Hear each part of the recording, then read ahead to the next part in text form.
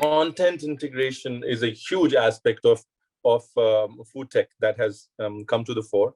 The ability to go through content at any point in time, the ability to learn via content, whether it is through master classes, whether it is through online learning portals, or just consuming content while you wait for something that you have ordered.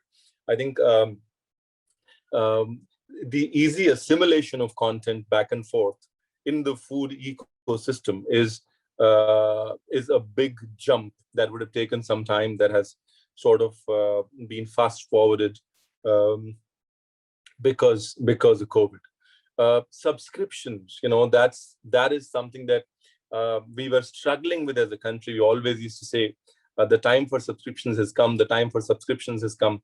Whether it is whether it is meal kit subscriptions or whether it is just meal subscriptions, from the most basic subscriptions to getting your dabba at home in the COVID, to tech-led subscriptions, whether it is smoothie subscriptions or high-tech subscriptions like the Lumen, the CO2 measuring device that measures the metabolism and creates your diet chart, subscribes to it automatically. So I think subscription as a model in general, but subscription as a model of things coming to us at a periodical interval without us intervening every time is a big change in the psyche of the consumer.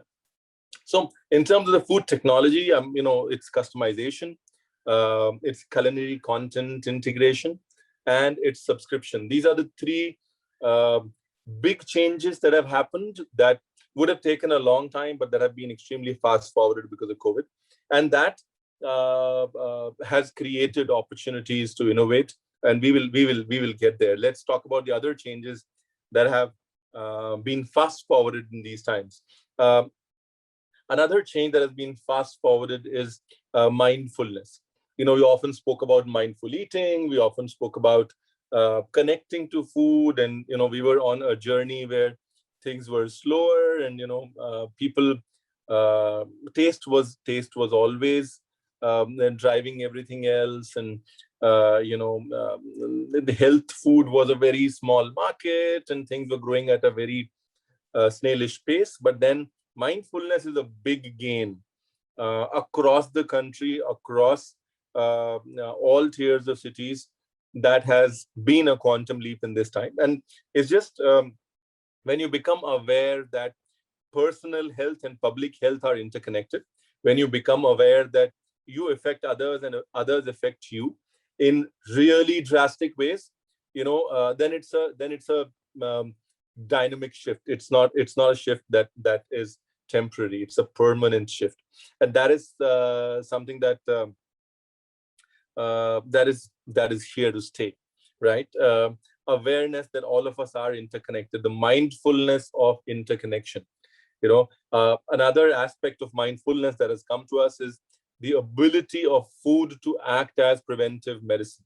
You have the word immunity plastered all over. You have immunity plastered all over various platforms. Wherever you go, there is immunity through food. And I think that essentially reinforces the belief that food is the real preventive medicine. You can prevent it with good food. And once you're mindful of what you're eating and how it impacts your body, that's a big shift in how a consumer thinks. Another aspect that has come to the fore is, for some reason, we started to believe that the food ecosystem is a pyramid where the consumer sits right on top, and the producer sits right at the bottom. By producer, I mean the farmer. What has really come to be understood is that it's not a pyramid. It is actually a circle where everybody plays their part. The consumer is not the most important person. When there is times of shortages of supplies, when the consumers steps back and realizes that he is not the only person that can actually affect the market. Producers can affect the market as well. Intermediaries can affect the market in times of crisis. Then it levels things out and makes it look more like a chain than a pyramid. which is fantastic. When the consumer's willing to understand your limitations, willing to be a part of the situation rather than sitting on top, it becomes a very participative process. And food and F&B has to be a participative process. I think another aspect is the mindfulness towards the participative nature of cooking. All of us have come to understand that cooking is a participative process. It is a process that gives us joy. It's a process that is meditative. It's a process that is healing, therapeutic. It's a process to bring people together. And hence, that is why suddenly meal kits, and that is why suddenly food that requires intervention at your end to give you that satisfaction of having been able to contribute to what you're eating. I think that is another aspect in the sphere of mindfulness that has been impacted. So, like I said, the fast forward, I've sort of broken it into three: food tech, and then mindfulness. Food tech was customization, culinary content creation, and subscriptions. Mindfulness is about being aware that everybody's connected via health, being aware that food is the real medicine, being aware that it's not a pyramid that's driven by the consumer. It's actually a chain where a consumer and everybody else has a fair say in how the ecosystem works, and mindfulness towards the participative nature and the joy that cooking can give. Another aspect that has really come to the fore is the need for variety. And I think that that is always there, right? You always wanted more, but especially when you're at home and when you're typically saying, okay, at least I'll have to cook 2 meals a day in lockdown, or at least 1 meal a day, and call for the third one.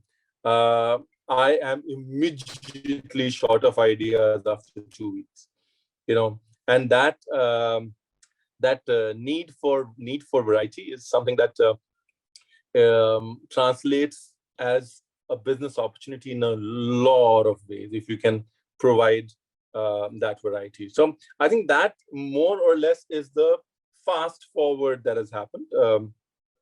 Now, how do we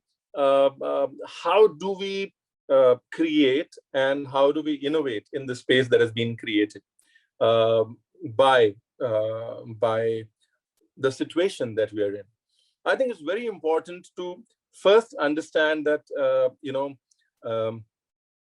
there is no innovation without repetition. I have a lot of I know a lot of people who get into the food business because of the ability to innovate, but then they realize that there is a lot of repetition. You have to keep doing the same thing over and over again. So while you've innovated, but now it is about repetition and consistency. And I think that's the first thing we need to, as food businesses, we need to understand that while innovation is the spark, repetition is the bread earner, right? And I think it's, first of all, although this is about innovation, I want to leave that thought with you that to have a food business that is based on innovation needs to have a DNA that allows you to enjoy repetition, create consistency, and create the faith in the consumer for repeat orders. If not faith enough for trying new things that you make all the time. I think that is an important part before we talk about innovation. Now, when we talk about food tech, a big gap that I felt over the years has been that there have been food people and there have been tech people, right? And the food people have sort of left the tech job to the tech people, and the tech people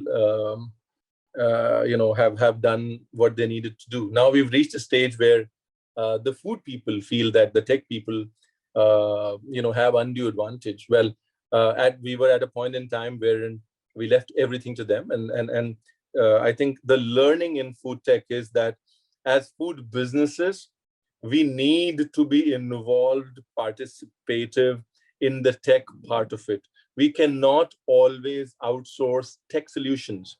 We cannot always create an outsourced tech innovation and be entirely dependent on it.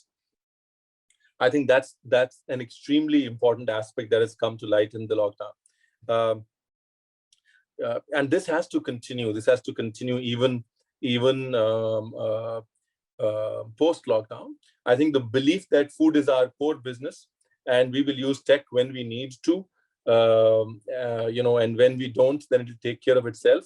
That belief by itself needs to slightly change. Food tech is the core business of the future. There is no food business and there is no tech business. I think the first thing that we need to sort of adjust to and understand as food people is that we need to become food tech people. There are no two sections in this class anymore.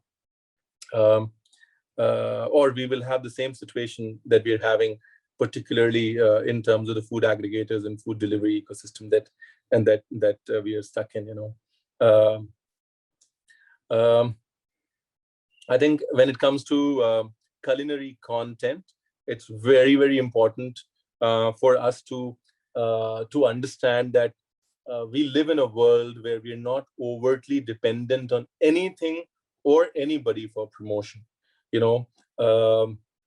Content is a tool that has been handed over to us by the media of today, which is the digital media. We need to be able to love content, create content, and put our content out as our marketing tool. We live in a democratic digital world. We live in a world where we have access to the consumer as much as anybody else, if not more. It's just about having the right tool to reach the consumer. Can we create sticky content that allows consumers to notice us in an ecosystem that is available to all, like a YouTube or an Instagram or Facebook or Pinterest? I think creating sticky content to get noticed also needs to become core competencies of innovators, of food innovators. And as far as, to